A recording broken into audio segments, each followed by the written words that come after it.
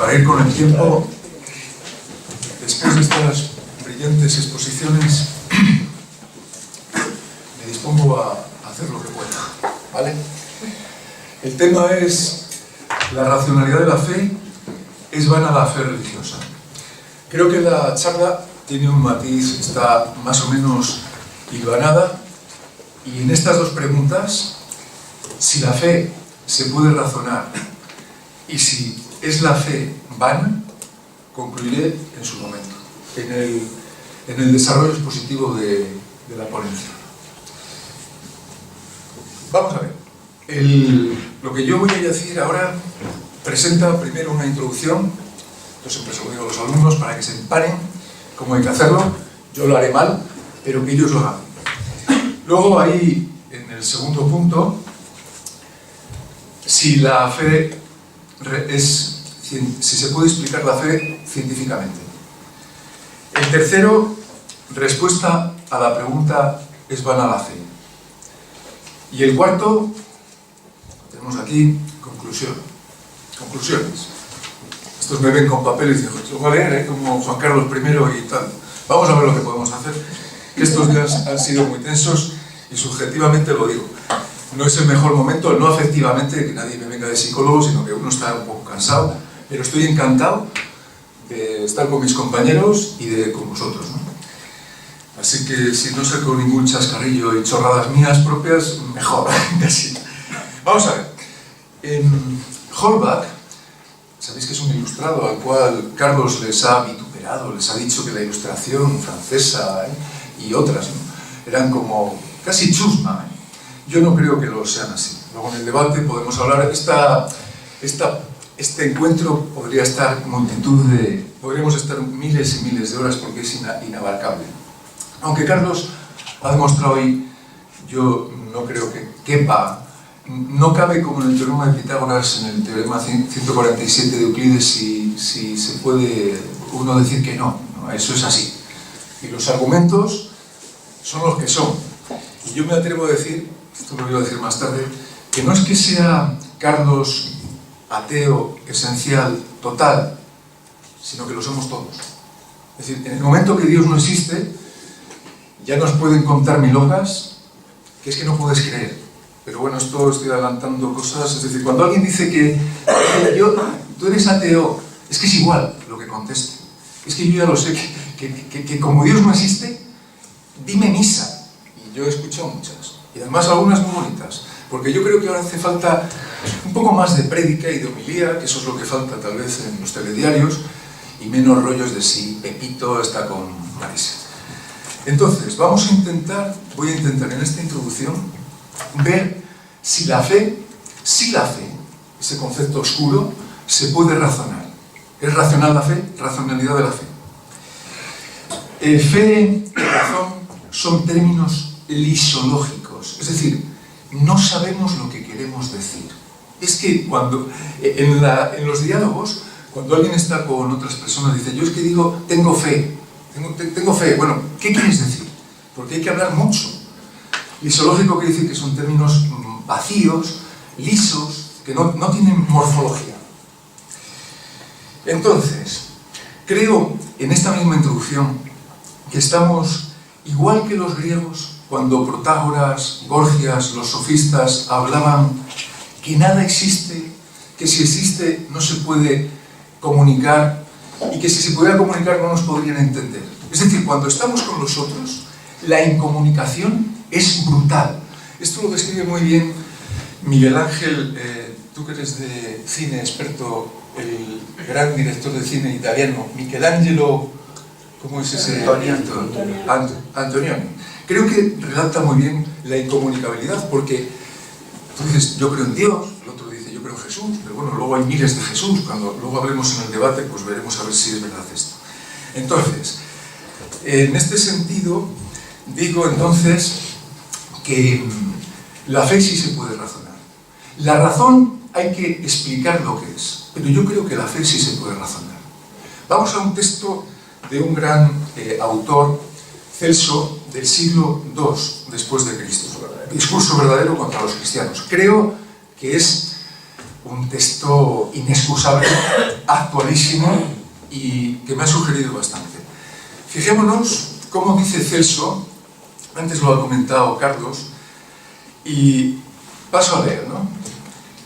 Dice, hablando de la religión, pasa aquí como con los templos egipcios.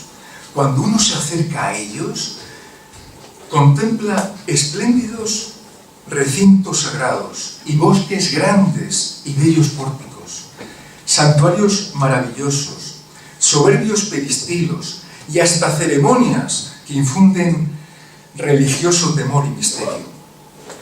Pero una vez que se está dentro y que ha llegado a lo más íntimo, se encuentra con que es un gato, un mono, un cocodrilo, un macho cabrío o un perro, lo que allí es adorado, lo que allí es sagrado, es lo mismo. Este es un texto en esta primera fase introductoria para que cuando alguien va, por ejemplo, a la Sagrada Familia, o yo que voy a veces al Santuario de la Virgen del Camino, que me encanta entrar allí, ahí tengo un amigo que es un dominico y me dice, ay, bribón, ¿tú crees en Dios? Yo no creo en Dios, ni puedo creer. A mí me encanta el olor a flores cuando iba a Mayo en un colegio leonés del cual no quiero acordarme, cuando iba allí y había canciones, pero ahí no hay nada sagrado. Ahí hay un leño, bueno, muy bien hecho, la Virgen del Camino en concreto, pero es la belleza plástica, estética. Es mejor estar ahí que tal vez en otros sitios. Este es para ir introduciéndonos. Hay otro texto que creo que es inexcusable. Etienne Gilson es un neotomista muy importante. En la unidad de la experiencia filosófica dice esto. Y estamos en el tema de si la fe se puede razonar, porque aquí hay un juego, hay un truco impresionante. Hay un truco impresionante, y quiero ir desvelándolo si es que soy capaz. Santo Tomás de Aquino, yo ya le quito el santo, yo no pongo santos a nadie, ya hace mucho tiempo que santos ni gaitas. Tomás de Aquino, el que quiera tener santos, que los tenga. Tomás de Aquino exigió a los profesores de teología que nunca probasen un artículo de la fe a través de una demostración racional, porque la fe no se basa en la razón, sino en la palabra de Dios, e intentar probarla es destruirla. Gilson es un especialista soberano en Tomás de Aquino, y creo que aquí viene bastante cómo se puede coger el fulcro por donde van los tiros. Luego, para ya ultimar, aunque hay tantos textos que podríamos estudiar, ¿no? Alejandro Llano es profesor, yo he visto vídeos suyos y este libro lo tengo, es profesor de la Universidad de Navarra, EUNSA, y claro, esta gente imparte doctrina cuando está explicando filosofía. Yo creía que la filosofía era tener ideas, pero la filosofía no es tener ideas, es que las que están hay que pulverizarlas hasta donde es posible. Y si no, es imposible hacer filosofía, porque si no es catequesis. En este sentido, dice Alejandro Llano, es un poco largo, pero bueno, si nadie se marcha, y si se marcha alguien, pues ya nos vemos en otro momento. Tampoco está largo. En la FESO, también digo una cosa, lo decía mucho nuestro maestro y tantos otros, ¿no? Explicar estas cosas, si no lo haces con cierto tiempo, es imposible. Por eso es mejor, pues no, ves la sexta, o ves allá la del telediario y que te cuente que es el otro tal. En la fe sobrenatural, en la fe sobrenatural, me acuerdo cuando yo estaba en segundo de filosofía, desde mi punto de vista hoy, pardillo. En la fe sobrenatural, ¿qué es fe sobrenatural? Esto es natural, no puede haber nada sobrenatural.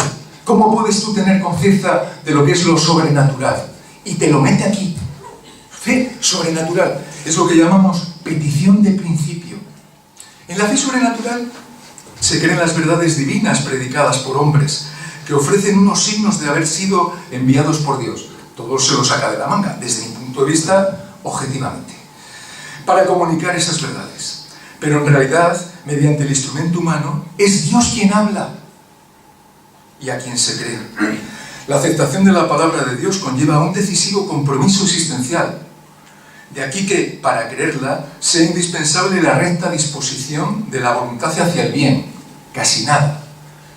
Cuando veáis el vídeo, si algún día estáis pues, jubilados, si os interesa, veréis que todo lo que se está aquí diciendo tiene su sentido. Lo que estoy diciendo es que está metiendo cada 2 por 3 términos sin probar. Y creo que en filosofía hay que probar, porque si no, es lo que hace todo el mundo. Empieza el Wyoming a hablar allí, es que no sé qué, pero ¿desde qué sistema me hablas, chico? O cualquier periodista. Hay que tener un sistema de coordenadas filosófico.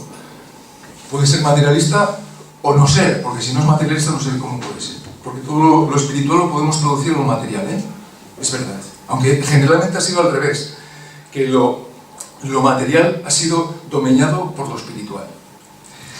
Por la fe se cree en la misma verdad primera, y lo pone con mayúscula, que es infalible y por tanto es más firme que la luz del entendimiento humano.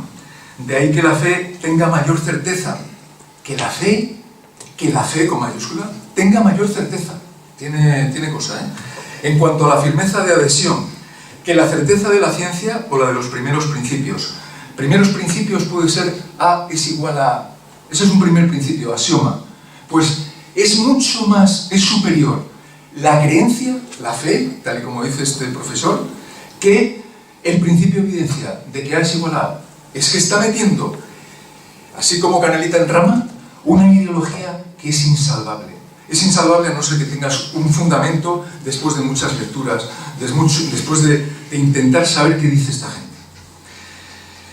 De manera que el creyente asienta a las verdades de fe con más firmeza incluso que a los primeros principios de la razón. Insiste en ello. Esta íntima seguridad con la que el hombre de fe se adhiere a verdades racionalmente no evidentes es la paradoja. Y aquí el gran truco de la poesía de estos, bueno, desde mi punto de vista pseudofilósofos, es la paradoja de una oscura claridad. Oscura claridad. Es el juego de Teresa de Jesús, es el juego de Juan de la Cruz, que en el fondo marean tanto la perdiz que es bonito lo que dicen, sintácticamente. Vas al contenido, a la semántica, no hay por dónde agarrarlo. Es que no hay por dónde agarrarlo. Esto no quiere decir que nosotros no tengamos experiencias psicológicas increíbles. Nadie dice eso. Uno cuando ve una puesta de sol dice, hostia, yo cuando iba hacia Asturias, en el tren aquel, con una bola, esto es Dios, las montañas aquellas. Pero luego hay que darle un contenido, porque tú puedes decir Dios, y puedes ir al Dios monoteísta. Y acabamos con esta cita, dice, oscura claridad que apenas puede ser vislumbrada, y aquí te viene una muy fina, por quien no esté dispuesto, a aceptar el regalo de una certeza que le eleve por encima de sí mismo. Yo estoy dispuesto, yo lo he intentado, no soy capaz, pero niego radicalmente que alguien sea capaz. Estudiando el cuerpo humano, para algo valdrá estudiar biología y los cuerpos físicos y fisiológicos, habrá que saber por qué la gente dice que tiene fe. Entonces, estas 3 lecturas, como introducción, nos pueden valer, creo yo, para intentar saber por dónde vamos. El tema razón y fe, en la oposición de filosofía, cosa que los de religión no tienen que hacer oposición, lo digo porque los que estuvisteis a primera hora no estabais algunos, y bueno, luego van a religión gente que no cree, pero bueno, esto es otra cosa. Jorge antes me salvaba, aunque es cristiano y fraile, y yo me encanta que esté aquí, por supuesto. Un tema de la oposición de filosofía era uno muy chulo, las relaciones fe-razón. En el siglo IV, Agustín de Hipona dice que la fe debe iluminar los contenidos de la razón. Ya te la ha metido. Porque hasta el 313, Constantinopla, que los cristianos no se ponen fuertes, hay un libro muy interesante de una periodista londinense o británica, de Catherine Nixey, y habla un poco de la edad de la penumbra, diciendo como ni fueron tantos mártires cristianos y desvelando muchos misterios. Yo lo he leído y me parece que es, en algunas partes, bastante objetivo. Siglo, entonces, IV después de Cristo, evidentemente. La fe tiene que iluminar a la razón. Eso ya quiere decir una cosa. La filosofía griega, la que nos dejaron los estoicos, los epicúreos, los escépticos, los eclécticos y los cirenaicos, y sobre todo, bueno, los escépticos, lo vuelvo a decir, como una filosofía por donde hay que empezar desde mi punto de vista, queda barrenada, dinamitada. Y ahora es la fe, la teología, la que se nos pone fuerte y dice: la filosofía es la esclava de la teología. Tiene bemoles, Miguel Ángel. Es decir, es que ahora nos meten, así esto de coladillo, como que ahora la fe tiene que estar por encima, ilumina los contenidos de lo que los demás no vemos. Ahí es cuando ya Agustín de Hipona, claro, es un miembro de la clase dominante. Sabemos que cuando escribe de Trinitate está paseando, es una famosa anécdota que la conocéis todos, y a mí me encanta. Va paseando por la playa y ve a un niño cogiendo con la conchita, sacando del océano, intentando meter pues, el océano en esa concha para afuera, ¿no? Y entonces Agustín se cae del caballo como Saulo de Tarso y dice: ay, esto es lo que yo intento hacer. Es decir, quiero meter la Trinidad, la divinidad, y claro, mi mente no llega. Pero tranquilos, cualquiera de los que estamos aquí, aun siendo materialistas, físicos, matemáticos, no hay individuo humano que pueda meter la materia, nosotros le llamamos ontológica general, en nuestra cabeza. Es imposible. Creo que aquí hay una cosa en la cual yo me he dado cuenta, si me permitís hacer un inciso, del problema que tiene nuestra psicología cuando quiere ser divina. Hay una enfermedad en nosotros que nos lleva a posicionarnos como en lugar de Dios. Y no admitimos ser partes. Eso es un estudio que hace Spinoza muy bueno. Dios es el infinito, Deus sive natura. Lo malo está cuando el humano ser, yo también, hermanos, me confieso, quiere ser la hostia, dar la mejor conferencia, ser el actor brillante, y así está la Concha Velasco, que luego nunca está a gusto porque no le dan el premio, o le dan, y claro, así estamos todos. Hay que partir racionalmente que el ser humano es un ser limitado. También lo admitimos los que no somos cristianos. Es que no nos queda otra. Es que no hace falta que digas, es que hay que ser humilde. Es que no tienes otra. Es que no tienes otra. Otra cosa es que la humildad a veces hay que sospechar de ella. En el siglo XIII hay un filósofo de una gran talla, de la orden dominicana, al cual le tenemos bastante aprecio. Tomás de Aquino sienta cátedra y divide esos dos círculos, hace una intersección. Fe y razón tienen cierta intersección. Es decir, hay contenidos que la fe puede iluminar y la razón viceversa, ¿no? Muy importante. No obstante, ya han metido como que nada la fe. Cuando antes en los griegos estaba la razón. Razón también que hay que estudiar, porque también hay que dar caña a la razón. Y creo que los filósofos tienen que estudiar la razón, y no hablar de la razón como que supieran nada. En el siglo XIV hay un Guillermo de Ockham, lo habréis visto en El nombre de la rosa, sale de alguna manera, con el principio de la navaja de Ockham, pero aquí lo que se dice es que Ockham, el gran franciscano, pasa de los dominicos y dice: la fe está por un lado y la razón está por otro. Son dos entidades separadas. Por un lado, la razón, y por otra, la voluntad. Es decir, lo que luego estudiará Schopenhauer también, y tantos filósofos. Cuando nos hablan de la voluntad, cuando nos vienen con racionalismos, cuando intentamos razonar las emociones, o peor, hacer de nuestra razón algo emocional, ahí hay un problema. Creo que ese es un déficit que tiene aquí Tomás de Aquino, porque se le escapa, desde mi punto de vista, a muchos años vista, las afirmaciones. En el sentido de que se ha crecido tanto que cree que la voluntad es algo soberano, que nadie lo puede tocar y que es la de Dios, nunca mejor dicho. Es decir, yo soy uno con el uno. Yo estoy con Dios. Es el romanticismo, que luego dio origen a eso, claro, y a los nacionalismos, porque está todo lo mismo. Entonces, vamos a ir a la primera cuestión. Nuestro modelo va a ser el siguiente. Explica la fe, pero ya no por Agustín de Hipona, autor que a mí me gusta, ¿eh? Otra cosa es que haya que darle caña. Yo creo que querer a Teresa de Jesús, a Fray Luis de Granada, que me encanta, y a tantos otros místicos y tal. Creo que lo que vamos a hacer, afirmo que lo que vamos a hacer aquí es el modelo inverso a Agustín de Hipona. El modelo contraagustinista, le vamos a llamar. Es decir, la inversión de Agustín, porque como ellos lo cogen en el tiempo, en la genealogía de ese tiempo, cuando todavía están los hombres vírgenes, los filósofos, nosotros vamos a estudiar qué es la fe razonada. Desde cómo podemos estudiar la fe de los hombres y que nos dejen de contar que yo siento a Dios en mi alma. Bueno, es que ya os digo, cuando lees a los místicos es una cosa terrible, porque es que dicen, ¿y por qué no siento esas cosas si yo pago mis impuestos? Porque yo no tengo esa posibilidad de sentirme uno con el todo. Pues aquí está, desde mi punto de vista, la respuesta. Vamos con ello. ¿Cómo explicar la fe religiosa? Vamos a ver. Voy a empezar como Tomás de Aquino. Guy de Turquot parece que la fe religiosa no es la proyección de un individuo en el abstracto en el cual nos habla Feuerbach, que fue un antecesor de Marx. Es decir, el hombre, el individuo, proyecta en esa realidad abstracta todo lo bueno que es él y se aliena en esa figura metafórica que pone Feuerbach. No es eso.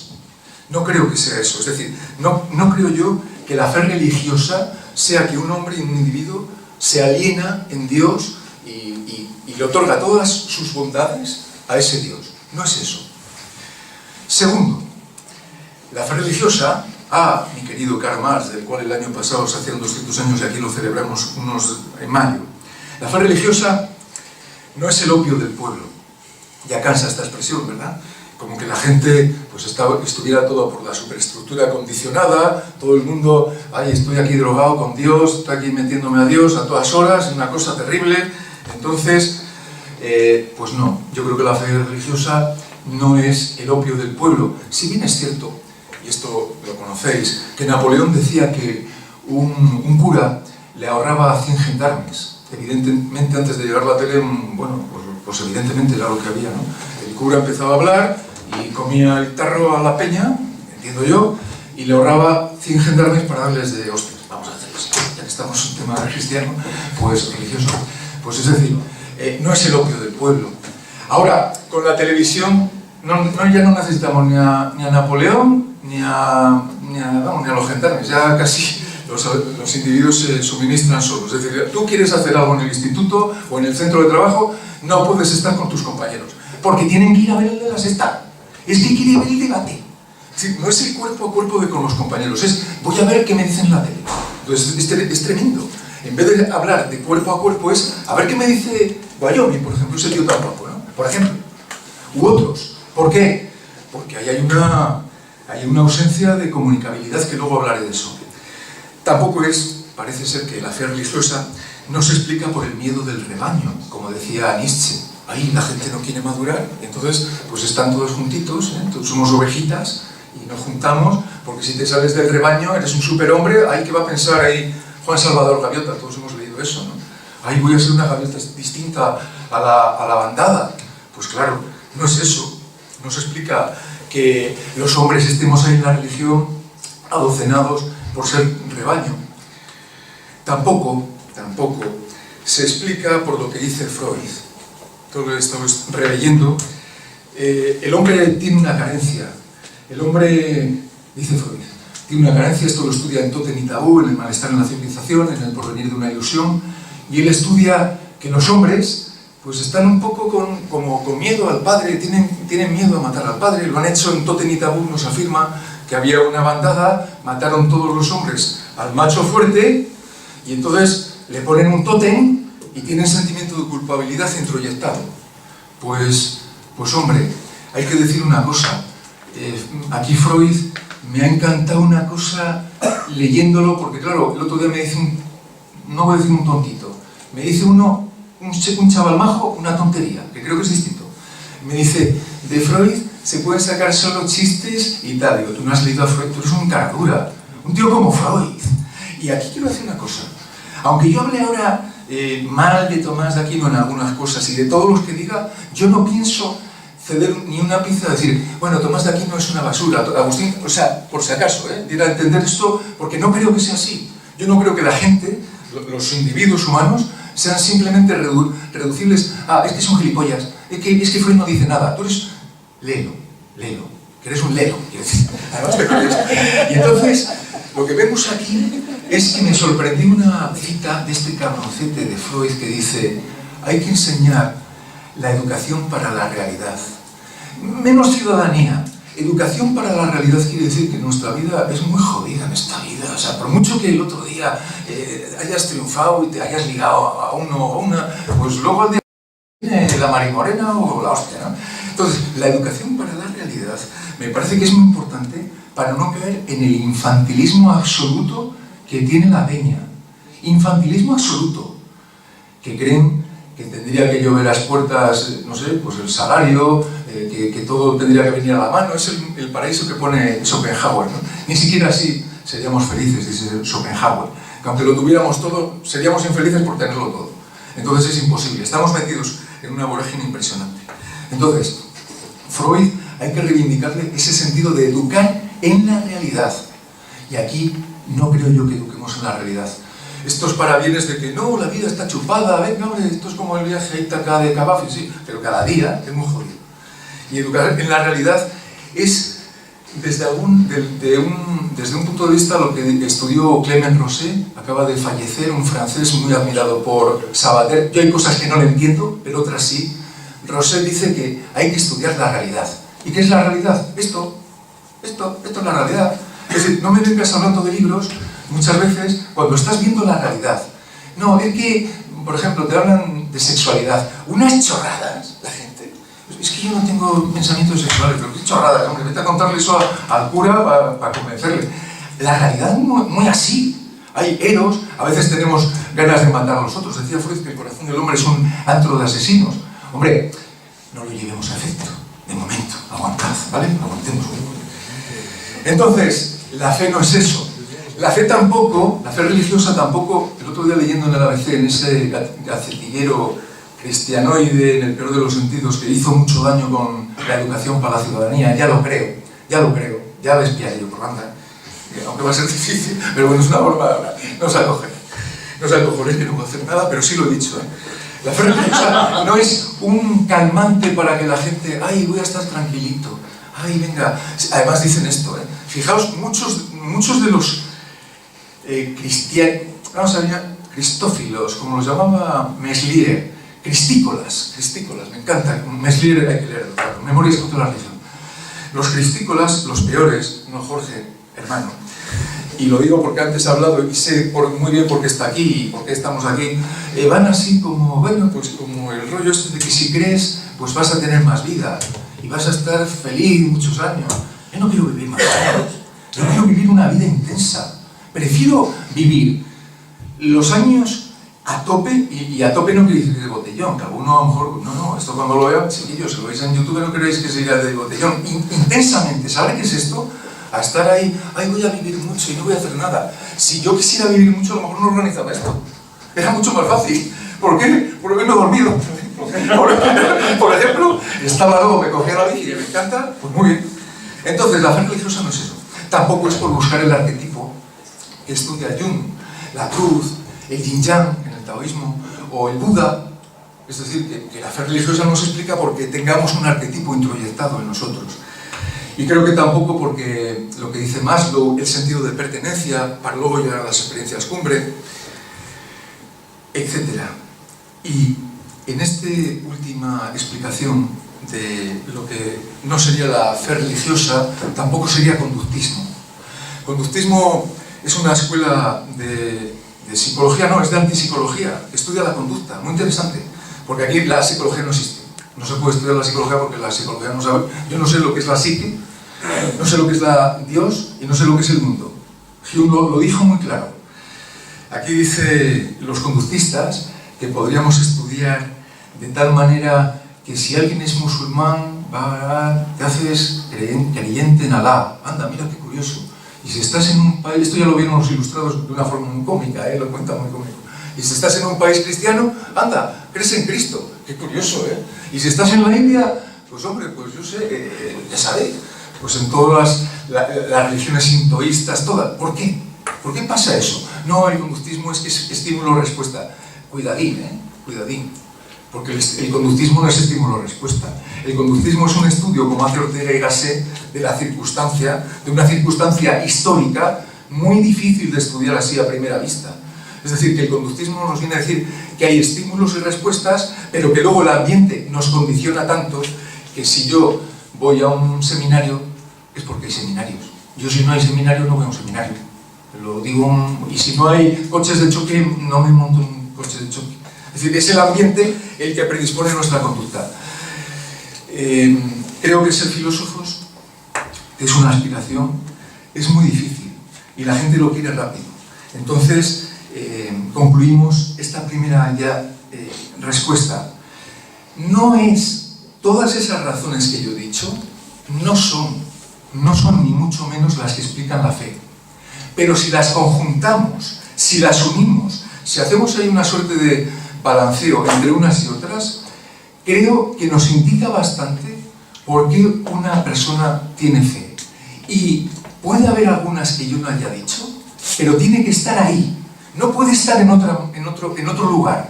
Es como el mago cuando saca la paloma o el conejo blanco de la chistera.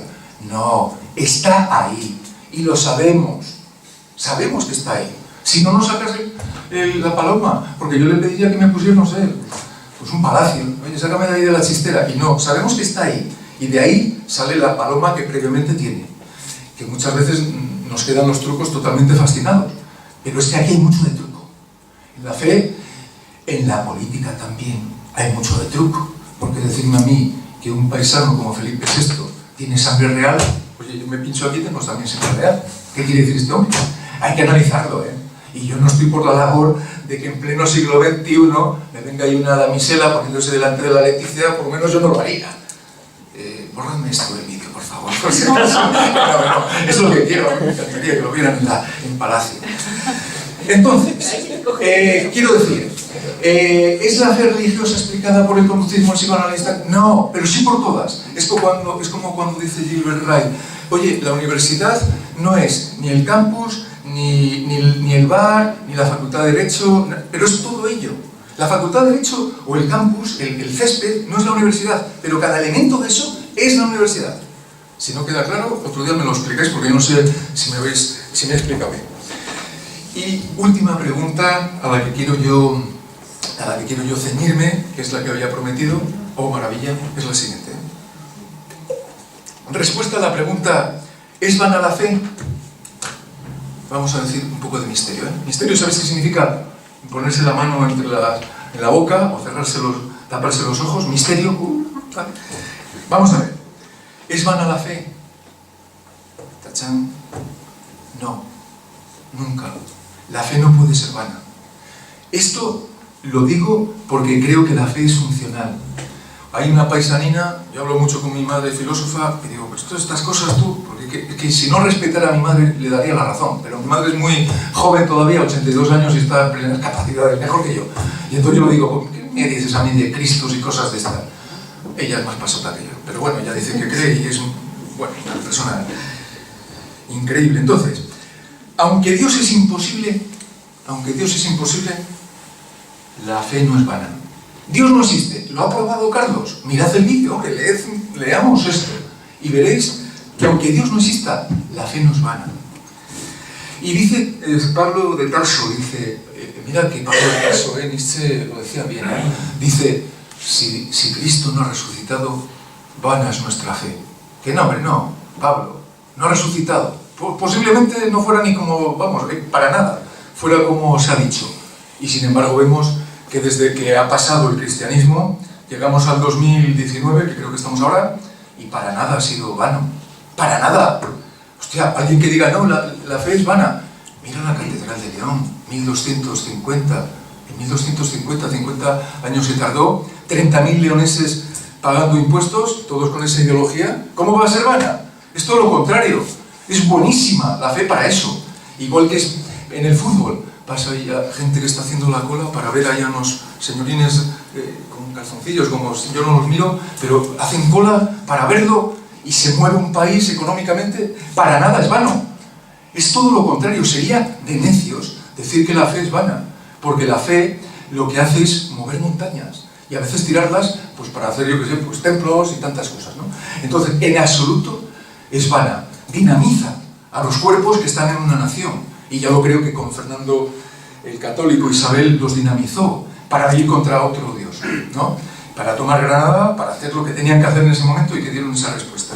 Por lo tanto, no hay tutía. La fe es funcional y hay muchos tipos de fees. Hay la fe pues, en la cultura, ahora la gente tiene fe en la cultura, van a ver un concierto de la ex Montserrat Caballé, flipaban, hostia, es que he visto esto, se sentían en otra espiritualidad más allá del bien y del mal, como nos diría Federico Nietzsche, no Jiménez Los Santos. Y finalmente, la conclusión, aquí los que ya acabo, la conclusión, que tiene mucho que ver con lo anteriormente expuesto, ¿no? Hay que distinguir lo que nuestros hermanos escolásticos, cuando miramos el mundo, hay que distinguir muy bien una cosa que es básica. El finis operantis, el fin del operante, del que obra, del obrero, del fin operis, de la obra. Habrá sido, Cristo no existió, el otro dice, o Michel Onfray que no existió, bueno, también se lo trae porque dice una chorrada, porque hay que probar más, ¿no? Y es un francés filósofo que está en la cima. Pero hay que estudiarlo bien. Pero ¿cómo que la obra, la Catedral de León, Burdeos, Toulouse, la hostia que se ha hecho con la fe, es la de Dios? El fin de la obra es soberbio. Es la que es, hoy por hoy. Pues ves que todavía hay gente, bueno, pues que van a Fátima, van a Lourdes, ¿qué vas a hacer? Bueno, la que está ahí vendiendo rosarios, el que está allí en el telonio, que se llama, vendiendo, hostia, pues contribuye para que las riquezas del Vaticano u otros, el Vaticano, fijaos el Vaticano, ¿qué surge? Por la idea de un papa, no surge porque hay una infraestructura tremenda, en esto soy totalmente marxista, en esto. Y entonces hace que, bueno, pues que se hagan templos, basílicas, 999 en Roma, es increíble, ¿no? Entonces, ya lo creo que es totalmente, hay que estudiar la institución. Nuestra educación, los institutos, joder, ¿son buenos o malos? Son los que son. Si no hubiera institutos y universidades, sería peor a lo mejor. Mientras no descubramos otras alternativas, es lo que hay. Y creo que hay que estudiar muy bien la institución. Tú cuando ves, por ejemplo, yo qué sé, el anfiteatro Mérida o el circo romano, tú ves lo que ha sido aquello. Eso era el fin de la obra para juntar a gente y conseguir muchas cosas del Imperio Romano. Igual que en el Imperio Español, cuando va Colón, que se confunde leyendo pues, a Toscanelli, y llegan pues, increíblemente a lo que no pensaban. Por un error llegan a la Nueva España.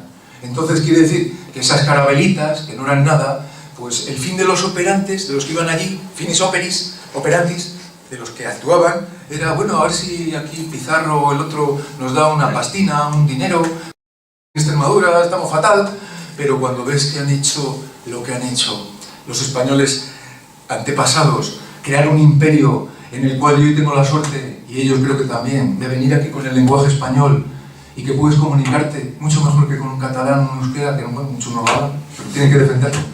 Hostia, ¿cómo no va a ser grande? Entonces, el fin de la obra, pues merece la pena. Ahora es verdad, es muy duro.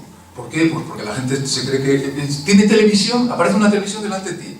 Tienes aquí la marca, hostia, tiene de todo. ¿Pero qué crees? ¿Que es gratis? Eso ha sido producto de guerras y de multitud de eventos.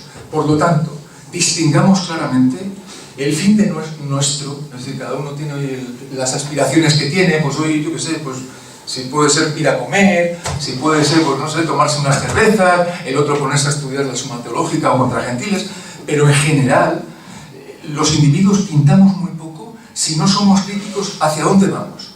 Entonces miramos la Catedral de León y te quedas acojonado. Y seas ateo o no, y vas ahí a esos santuarios y dices, esto es increíble. Y finalmente, lo que voy a decir al final. ¿Qué alternativas hay a esto? ¿Hay alternativas a la fe religiosa? Silencio, misterio. Yo no las voy a decir, pero sí voy a atreverme a decir una cosa. Todo lo que nos lleve a la fraternidad, que ya en los códigos egipcios, antes del cristianismo, no hago mal al que está enfrente, respeto al otro, hago bien al que tengo delante. En Mesopotamia, es decir, que Sócrates ya dijo que había que amar a los enemigos, y Pitágoras, esto nos lo dice Fernando de Urbaneja en Historia y Pie de las Religiones. Todo lo que sea vida en comunidad, vida de intentar llevarnos bien con los musulmanes, tal, para que no nos derribemos más de lo que ha pasado, será bueno. Todo lo que sea la fraternidad en el sentido, bueno, pues material, ¿no? Es decir, bueno, además de fraternidad espiritual, unirnos, solidarizarnos incluso con las tonterías que a veces decimos y tal, y corregir esas virtudes de los cristianos que las toman también de Aristóteles en parte, como Tomás de Aquino las toma. Todo eso será bueno.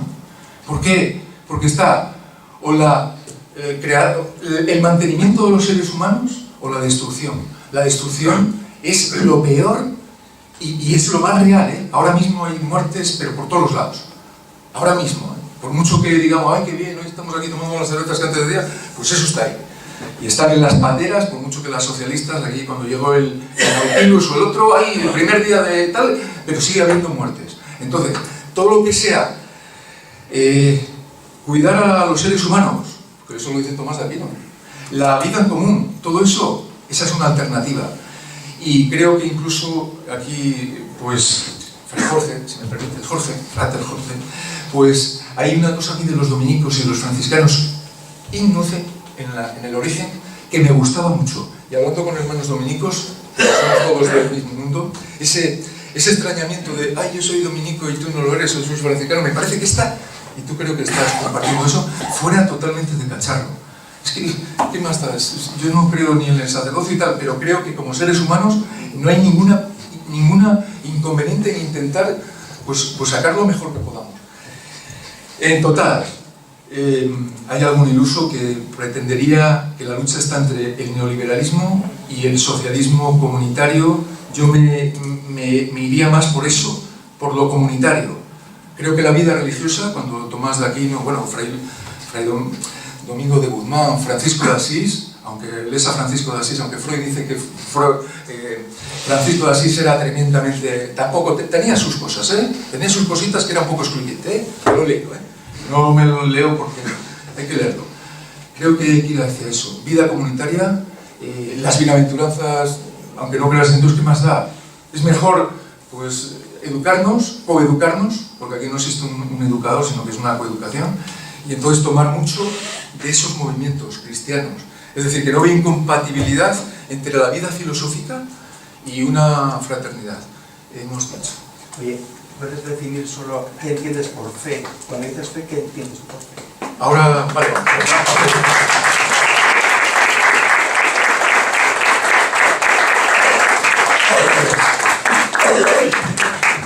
Gracias. Bueno, pues, ¿quién es el moderador? Ana, si quieres, venga. Yo. Venga. Luego sí respondemos esa... He dicho algo en eso. Mientras viene Ana, la moderadora, vamos a ver en medio, Ana, si queréis. Mientras viene...